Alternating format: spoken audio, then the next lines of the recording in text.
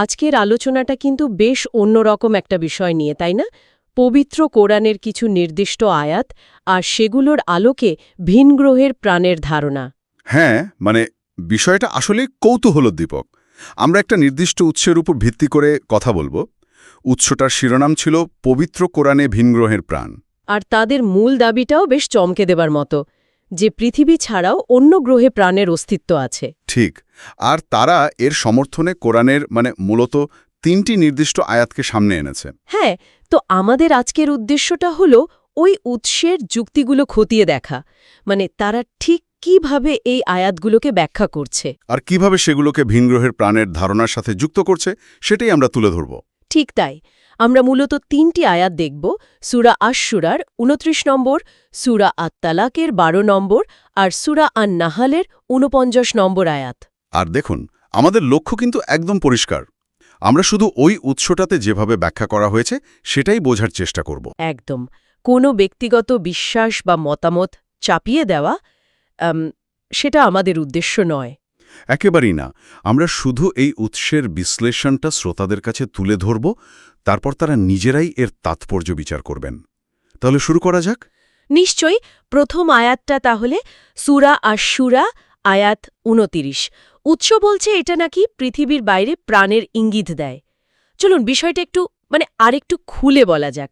উৎসের মূল যুক্তিটা কি এখানে?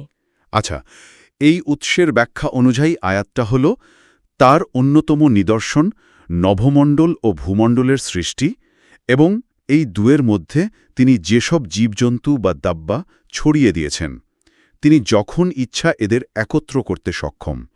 তো উৎসের ফোকাসটা মূলত দুটো জিনিসের উপর। এক, নভমণ্ডল মানে আসমান, আর ভূমণ্ডল মানে পৃথিবী। এই দুটো আলাদা ক্ষেত্রের কথা বলা হচ্ছে। আচ্ছা। আর দুই, এই দুটোর মধ্যেই জীবজন্তু বা দাব্বা ছড়িয়ে দেওয়ার কথা বলা হচ্ছে। ও আচ্ছা, তার মানে উৎসের যুক্তি হল, যেহেতু আয়াতে পরিষ্কার করে নভমণ্ডল আর ভূমণ্ডল দুটো জায়গার কথায় আলাদা করে উল্লেখ করে বলা হচ্ছে যে সেখানে জীবজন্তু আছে, হ্যাঁ, তার মানে জীব শুধু পৃথিবীতে নয়, নভমণ্ডলেও আছে। এই তো। কিন্তু নভমণ্ডল বলতে উৎসটা ঠিক কি বোঝাচ্ছে? আমাদের আকাশ নাকি আরও বড় কিছু? ঠিক এই পয়েন্টটাই উৎসটার ব্যাখ্যায় খুব গুরুত্বপূর্ণ। তারা বলছে আসমান বা নবমণ্ডল কি শুধু আমাদের পৃথিবীর চারপাশের আকাশ বা সৌরজগতের কাছাকাছি জায়গা ভাবলে চলবে না। ও, তাদের যুক্তি হল, কোরআনের অন্যান্য আয়াতের সাথে মিলিয়ে দেখলে আসমান প্রায়ই একটা বিশাল, যাকে আমরা এখন মহাবিশ্ব বা কসমোস বলি, সেই রকম একটা বিস্তৃতিকে বোঝায়। বুঝতে পারছি। তাই যখন বলা হচ্ছে আসমান ও পৃথিবীতে জীবজন্তু ছড়িয়ে দেওয়া হয়েছে, উৎসটা তর্ক দিচ্ছে যে এটা পৃথিবীর বাইরের কোনো জায়গায় প্রাণের অস্তিত্বের একটা বেশ সরাসরি ইঙ্গিত। তার মানে উৎসের ব্যাখ্যায় ওই যে আরবি ওয়া মানে এবং, ওই অব্যয়টার ব্যবহার খুব জরুরি হয়ে পড়ছে, যেটা নভমণ্ডল এবং ভূমণ্ডলকে জুড়ছে। ঠিক ধরেছেন। উৎসের যুক্তিটাই হল, ব্যাকরণের দিক থেকে দেখলে এই ওয়াই নির্দেশ করছে যে জীবজন্তু ছড়ানোর কাজটা দুটো আলাদা জায়গায় ঘটেছে, পৃথিবীতে যেমন তেমন নভমণ্ডলেও। যদি জীব শুধু পৃথিবীতেই থাকত তাহলে হয়তো অন্যভাবে বলা হতো, তাই না? উৎসের ব্যাখ্যায় ওই ফি হিমা উভয়ের মধ্যে শব্দটাও খুব গুরুত্বপূর্ণ। আচ্ছা। এটা শুধু পৃথিবীতে নয়, বরং আসমান আর পৃথিবী এই দুটো জগৎ জুড়েই প্রাণের ছড়ানোর কথা বলছে। আচ্ছা, বেশ ইন্টারেস্টিং। কিন্তু এই দাব্বা বা জীবজন্তু বলতে উৎসটা ঠিক কী ধরনের প্রাণের কথা বলছে? এটা কি শুধু ছোট ছোট জীব বা সাধারণ প্রাণী, নাকি আরও কিছু? এই আয়াত থেকে সেটা কি বোঝা যায়? দেখুন, এই নির্দিষ্ট আয়াতটা আশ-শুরা 29 দাব্বায়ের ধরন নিয়ে কিন্তু খুব বেশি কিছু বলছে না। আরবিতে দাব্বা সাধারণত বোঝায় যারা চলাফেরা করে, বিচরণকারী প্রাণী আর কি। তবে উৎস এখানে শব্দটার একদম আক্ষরিক অর্থের চেয়ে এর ব্যাপক মানেটার দিকেই বেশি জোর দিচ্ছে। তাদের মতে আসল কথা হলো প্রাণের অস্তিত্ব, সেটা যে রূপেই হোক। আচ্ছা। তবে আমরা যখন 3 নম্বর আয়াতটা আন-নাহাল 49 নিয়ে কথা বলবো, তখন দেখব উৎসটা দাব্বাহ এর প্রকৃতি নিয়ে আরও কিছু বলার চেষ্টা করেছে। আপাতত এই আয়াত থেকে উৎসের মূল কথাটা হলো, প্রাণ শুধু পৃথিবীতে আটকে নেই, মহাবিশ্বের অন্য কোথাও এর অস্তিত্ব আছে। বেশ, তাহলে উৎসের ব্যাখ্যা অনুযায়ী সূরা আশ-শূরার ২৯ নম্বর আয়াতটা মহাবিশ্বে প্রাণের যে একটা ব্যাপক ধারণা সেটার ভিত্তি তৈরি করছে। আচ্ছা, এরপর আসা যাক দ্বিতীয় আয়াতে, সূরা আত-তালাক, আয়াত ১২। এই আয়াতটা আগের ধারণার সাথে কিভাবে মিলছে, বা এটা কি নতুন কিছু বলছে? উৎস বলছে সূরা আত-তালাকের ১২ নম্বর আয়াতটা ভিন গ্রহের প্রাণের ধারণাকে আরও একটু স্পষ্ট করে তোলে। আয়াতটা হল, আল্লাহই সৃষ্টি করেছেন সপ্ত আকাশ এবং পৃথিবীও সেই পরিমাণে। সপ্ত আকাশ আর পৃথিবীও সেই পরিমাণে, ৭টা পৃথিবী। হ্যাঁ, উৎসের ব্যাখ্যায় এখানে দুটো জিনিস খুব জরুরি। প্রথমত, সপ্ত আকাশ বা ৭ আসমানের ধারণাটা, যেটা কোরআনে বেশ কয়েকবার এসছে। শুনেছি। আর দ্বিতীয়ত, এবং এই আলোচনার জন্য আরও বেশি গুরুত্বপূর্ণ হল, পৃথিবীও সেই পরিমাণে, ৭ পৃথিবীর ধারণা। ৭ পৃথিবী, উৎস কি এটাকে একদম লিটারেলি ৭টা আলাদা গ্রহ হিসেবে দেখছে যেখানে প্রাণ থাকতে পারে। ৭ সংখ্যাটা তো অনেক সময় শুধু আধিক্য বা অনেক বোঝাতেও ব্যবহার হয়, তাই না? উৎস এই ব্যাপারটা কিভাবে ব্যাখ্যা করছে? এটা খুব ভালো একটা প্রশ্ন তুলেছেন। উৎস কিন্তু এটা স্বীকার করে যে আরবি ভাষা আর সংস্কৃতিতে ৭ সংখ্যাটা অনেক সময় আধিক্য বা অসংখ্য বোঝাতে ব্যবহৃত হয়। হ্যাঁ, কিন্তু তাদের যুক্তিটা হলো, এই আয়াতটাকে আলাদা করে দেখলে চলবে না, এটাকে আগের আয়াত সূরা আশ-শূরার ২৯ নম্বর আয়াতের সাথে মিলিয়ে পড়তে হবে। আচ্ছা, যেখানে আকাশ ও পৃথিবীতে জীব ছড়ানোর কথা বলা হয়েছিল। ঠিক। তো যদি আল্লাহ আকাশ ও পৃথিবীতে জীব ছড়িয়ে দেন, আবার তিনি ৭ আকাশ আর ততগুলোই পৃথিবী সৃষ্টি করে থাকেন, তাহলে উৎসের মতে এই অন্যান্য পৃথিবীগুলোতেও প্রাণের অস্তিত্ব থাকার সম্ভাবনা বেশ জোরালো হয়ে ওঠে। তার উৎস এখানে আক্ষরিক ব্যাখ্যার দিকেই বেশি ঝুঁকছে। তারা কি মনে করছে এখানে সত্যিই ৭টা বা অনেকগুলো পৃথিবীর মতো গ্রহের কথাই বলা হচ্ছে? উৎসের যুক্তিটা সেদিকেই যাচ্ছে। তারা বলছে যে যদিও রূপক ব্যাখ্যার সুযোগ আছে, কিন্তু আগের আয়াতের আশ-শূরা ২৯ ওই স্পষ্ট ইঙ্গিতের পর এই আয়াতটাকে আত-তালাক ১২ আক্ষরিক অর্থে নেওয়ার পেছনে যথেষ্ট কারণ আছে। যদি প্রথম আয়াতটা প্রাণের ছড়িয়ে থাকার কথা বলে, তাহলে দ্বিতীয় আয়াতটা সেই প্রাণের থাকার জন্য সম্ভাব্য একাধিক জায়গার ইঙ্গিত দিচ্ছে। উৎসের ব্যাখ্যায় ৭ পৃথিবী হতে পারে ৭টা ভিন্ন গ্রহ, বা ৭টা গ্রহের সিস্টেম, বা 7টা ভিন্ন ধরনের জগৎ যেখানে পৃথিবীর মতো প্রাণের বিকাশ হতে পারে। মূল ধারণাটা হল বহুত্ব, শুধু আকাশের নয়, পৃথিবীরও। ঠিক তাই, শুধু আকাশের বহুত্ব নয়, পৃথিবীরও বহুত্ব। তাহলে উৎসের মতে এই আয়াতটা আমাদের এই যে ধারণা যে পৃথিবী একটাই, অনন্য, এটাকে চ্যালেঞ্জ করছে, আর মহাবিশ্বে থাকার মতো একাধিক জায়গার সম্ভাবনার কথা বলছে। এক কথায় বললে হ্যাঁ, উৎসের ব্যাখ্যা অনুযায়ী এই আয়াতটা আমাদের চিন্তার গণ্ডিটাকে আরও বড় করে। এটা ইঙ্গিত দেয় যে আমাদের এই পৃথিবী গ্রহটা হয়তো মহাজাগতিক হিসাবে অতটা অনন্য নয়, আরও অনেক পৃথিবী থাকতে পারে যেখানে জীবন সম্ভব। বাহ! এই বহু পৃথিবীর ধারণা উৎসের মতে ভিনগ্রহে প্রাণের অস্তিত্বের পক্ষে একটা বেশ শক্তিশালী কোরআনিক যুক্তি। এটা শুধু প্রাণের অস্তিত্ব নয়, প্রাণের জন্য যে উপযুক্ত পরিবেশ দরকার সেটারও যে অনেকগুলো থাকতে পারে সেদিকেও ইঙ্গিত করছে। যদি আরেকটু বড় করে দেখি, উৎস বলছে কোরআন শুধু প্রাণের কথা বলছে না, বরং প্রাণ ধারণ করার জন্য যে গ্রহ বা পরিবেশ দরকার সেটারও যে প্রাচুর্য আছে সেই কথা বলছে। বুঝতে পারছি। তাহলে প্রথম আয়াত প্রাণের বিস্তারের কথা বলল, দ্বিতীয় আয়াত একাধিক পৃথিবীর কথা বলল। এবার ৩ নম্বর আয়াত, সূরা আন-নাহাল, আয়াত ৪৯। এই আয়াত থেকে উৎসটা কোনো বিশেষ বা আলাদা ধারণা পাচ্ছে?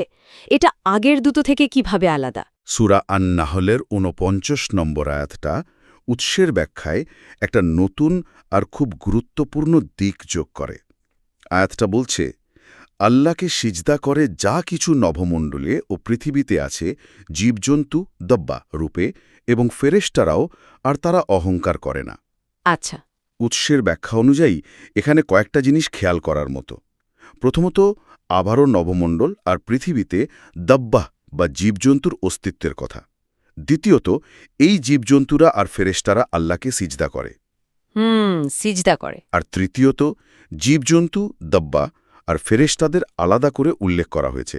আচ্ছা, সূরা আশ-শূরার ২৯ তো নভমণ্ডল আর পৃথিবীর দাব্বার কথা ছিল, তাহলে এখানে নতুন কি?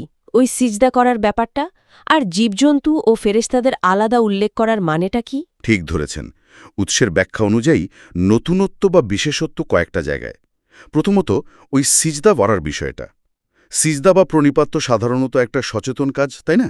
যা বুদ্ধি আর ইচ্ছাশক্তি আছে এমন সত্তার পক্ষেই সম্ভব। হ্যাঁ, তা তো বটেই। উৎস বলছে নবমণ্ডলের দাব্বাহ যদি সিজদা করে তাহলে তারা শুধু ছোটখাটো জীব বা সাধারণ প্রাণী নয়, বরং তারা সচেতন আর সম্ভবত বুদ্ধিমান সত্তা। ও, দ্বিতীয়ত, দাব্বাহ আর ফেরেশতাদের আলাদা করে উল্লেখ করা। উৎস যুক্তি দিচ্ছে, যদি নবমণ্ডলের দাব্বাহ বলতে ফেরেশতাদেরই বোঝানো হতো তাহলে তো আর আলাদা করে বলার দরকার ছিল না। ঠিক। এই যে আলাদা করে বলা, এটা ইঙ্গিত করে যে নবমণ্ডলের দাব্বাহ ফেরেশতা থেকে ভিন্ন কিছু। তার মানে উৎস মনে করছে আকাশের এই দাব্বা বা জীবজন্তুরা বুদ্ধিমান, সচেতন এবং তারা ফেরেশতা নয়, অন্য কোনো ধরনের সৃষ্টি। এটা তো বেশ বেশ বড় একটা দাবি। হ্যাঁ, উৎসের ব্যাখ্যা অনুযায়ী এটাই কিন্তু মূল পয়েন্ট। তারা আবার ওই দাব্বাহ শব্দটার উপর জোর দিচ্ছে। যেহেতু ফেরেশতাদের আলাদা করে উল্লেখ করা হয়েছে, তাই নবমণ্ডলের দাব্বাহ নিশ্চয়ই অন্য কিছু। আর যেহেতু তারা সিজদা করে, তারা অবশ্যই সচেতন ও বুদ্ধিমান। সুতরাং এই উৎসের যুক্তি অনুসারে আয়াতটা শুধু ভিন্ন গ্রহে প্রাণের অস্তিত্বের কথাই বলছে না, বরং বুদ্ধিমান, সচেতন এবং স্রষ্টার প্রতি অনুগত ভিন্নগ্রহী প্রাণের সম্ভাবনার দিকে বেশ জোরালোভাবে ইঙ্গিত করছে। তাহলে উৎসের ব্যাখ্যায় এই আয়াতটা আগের দুটো আয়াতের ধারণাকে আরও এক ধাপ এগিয়ে নিয়ে যাচ্ছে। মানে শুধু অস্তিত্ব নয়, বুদ্ধিমান অস্তিত্বের দিকে। একদম। উৎস বিষয়টাকে ঠিক এভাবেই সাজাচ্ছে। প্রথম আয়াত আশুরা ২৯ বলল প্রাণ আছে মহাকাশে। দ্বিতীয় আয়াত আত-তালাক ১২ বলল প্রাণের জন্য একাধিক পৃথিবী বা জায়গা আছে। হ্যাঁ। আর তৃতীয় আয়াত আন-নাহাল ৪৯ বলল সেই প্রাণ বুদ্ধিমান হতে পারে এবং স্রষ্টার অনুগতও হতে পারে। উৎসের মতে এই তিনটে আয়াত একসাথে মিলে একটা সম্পূর্ণ ছবি তৈরি করে। মহাবিশ্বে বুদ্ধিমান প্রাণের অস্তিত্ব শুধু সম্ভাবী নয়, কোরআনের ভাষ্য অনুযায়ী তা বাস্তব। এখানে উৎসের দৃষ্টিকোণ থেকে একটা গুরুত্বপূর্ণ প্রশ্ন উঠে আসছে, এই নবমণ্ডলের দাব্বা কারা বা কি? তাদের মতে এরা পৃথিবীর পরিচিত জীবজন্তুর বাইরের অন্য কোনো সৃষ্টি, যারা মহাবিশ্বের অন্য কোথাও আছে এবং তারাও স্রষ্টাকে চেনে ও তার উপাসনা করে। আচ্ছা। আয়াতের শব্দচয়ন, বিশেষ করে দাব্বা এবং সিজদার এই ব্যাখ্যা, এটাই উৎসের যুক্তির একেবারে কেন্দ্রে। তাহলে আমরা তিনটি আয়াত আর উৎস যেভাবে সেগুলোকে ব্যাখ্যা করেছে তা বিস্তারিতভাবে দেখলাম। সূরা আশুরা ২৯ অনুযায়ী নবমণ্ডল ও পৃথিবীতে জীবজন্তু ছড়িয়ে আছে। হ্যাঁ, ছড়িয়ে আছে। সূরা আত-তালাক ১২ অনুযায়ী একাধিক আকাশ ও সমসংখ্যক পৃথিবী রয়েছে। পৃথিবীও রয়েছে, ঠিক। আর সূরা আন-নাহাল ৪৯ অনুযায়ী নবমণ্ডল ও পৃথিবীর জীবজন্তুরা সচেতন এবং তারা আল্লাহকে সিজদা করে। উৎসের মূল বক্তব্য অনুযায়ী এই আয়াতগুলো একসাথে মিলে কিভাবে ভিন্ন গ্রহের বুদ্ধিমান প্রাণের ধারণাকে সমর্থন করে।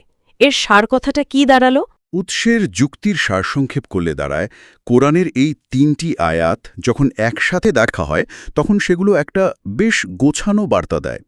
প্রথমত, প্রাণের ধারণাটা শুধু পৃথিবীর মধ্যে বাধা নয়, এটা মহাজাগতিক, আশুরা ২৯। দ্বিতীয়ত, মহাবিশ্বে প্রাণের থাকার জায়গা হিসেবে পৃথিবীর মতো আরও অনেক স্থান বা গ্রহ থাকার সম্ভাবনা আছে, আত-তালাক ১২। আচ্ছা। আর তৃতীয়ত, এই মহাজাগতিক প্রাণ শুধু সরল বা অনুন্নত নাও হতে পারে, বরং বুদ্ধিমান, সচেতন এবং স্রষ্টার প্রতি আনুগত্য দেখাতে সক্ষম সত্তাও হতে পারে, আন-নাহাল ৪৯। আচ্ছা। সুতরাং এই উৎসের ব্যাখ্যা অনুযায়ী কোরআন শুধু ভিনগ্রহে প্রাণের অস্তিত্বের সম্ভাবনাই বলছে না, বরং বুদ্ধিমান ভিনগ্রহী প্রাণের অস্তিত্বের কথাও বেশ জোরের সাথেই বলছে। এটা অবশ্যই মনে রাখতে হবে যে এটা ওই নির্দিষ্ট উৎসটির ব্যাখ্যা, তাই না? কোরআনের আয়াতের তো অনেক রকম ব্যাখ্যা থাকতেই পারে। নিঃসন্দেহে বিভিন্ন আলেম বা গবেষক সম্পূর্ণ ভিন্ন মত পোষণ করতে পারেন। আমরা এখানে শুধুমাত্র এই বিশেষ উৎসটির বিশ্লেষণ তুলে ধরলাম। হ্যাঁ, সেটাই।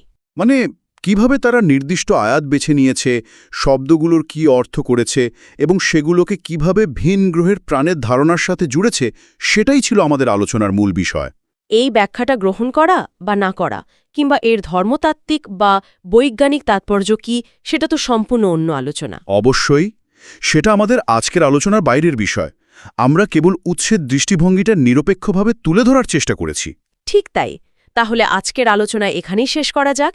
আজ আমরা পবিত্র কোরআনে ভিনগ্রহের প্রাণ নামের উৎসটার ভিত্তিতে কোরআনের কয়েকটি নির্দিষ্ট আয়াতের এক ধরনের ব্যাখ্যা নিয়ে কথা বললাম। দেখলাম কিভাবে সূরা আশ-শুরা, সূরা আত-তালাক এবং সূরা আন-নাহলের আয়াতগুলোকে এই উৎসে ভিনগ্রহে বুদ্ধিমান প্রাণের অস্তিত্বের পক্ষে যুক্তি হিসেবে দেখানো হয়েছে। হ্যাঁ, আর আমরা চেষ্টা করেছি পুরো আলোচনা জুড়ে উৎসের যুক্তির প্রতি বিশ্বস্ত থাকতে, তাদের ব্যাখ্যাগুলো যতটা সম্ভব পরিষ্কারভাবে তুলে ধরতে। কোনো নিজস্ব মতামত বা বিশ্লেষণ যোগ না করে মূল উদ্দেশ্য ছিল এই বিশেষ দৃষ্টিভঙ্গিটা সম্পর্কে শ্রোতাদের জানানো। আচ্ছা, উৎসের এই ব্যাখ্যা শোনার পর একটা বড় প্রশ্ন কিন্তু মনে আসতে পারে, যেটা হয়তো শ্রোতারা নিজেরা ভাবতে পারেন। কিরকম? যে কিভাবে ধর্মগ্রন্থ বা প্রাচীন লিপিগুলোর ব্যাখ্যা সময়ের সাথে সাথে পাল্টায় বা নতুন পরিস্থিতিতে নতুন অর্থ পায়। ওহ, এটা আসলেই একটা গভীর আর খুব গুরুত্বপূর্ণ প্রশ্ন। মানে প্রাচীন জ্ঞান আর আধুনিক বিজ্ঞান বা চিন্তাধারার মধ্যে সম্পর্কটা ঠিক কেমন? একটা কি অন্যটাকে প্রভাবিত করে? কিভাবে একটা নির্দিষ্ট সময়ের বৈজ্ঞানিক ধারণা বা প্রশ্নগুলো ধর্মগ্রন্থের ব্যাখ্যাকে প্রভাবিত করতে পারে, অথবা উল্টোটাও হতে পারে। ঠিক যেমন এই উৎসের ব্যাখ্যাটা একদিকে যেমন মহাকাশ বিজ্ঞান আর ভিনগ্রহের প্রাণের আধুনিক ধারণার সাথে সম্পর্কিত মনে হচ্ছে, তেমনি আবার এটা কোরআনের নিজস্ব শব্দ আর কাঠামোর ওপর ভিত্তি করেই তৈরি। হ্যাঁ, এই দ্বিমুখী সম্পর্কটা আসলেই ভাবার মতো। একদম। এটা নিয়ে আরও গভীরে চিন্তা করার অনেক সুযোগ আছে।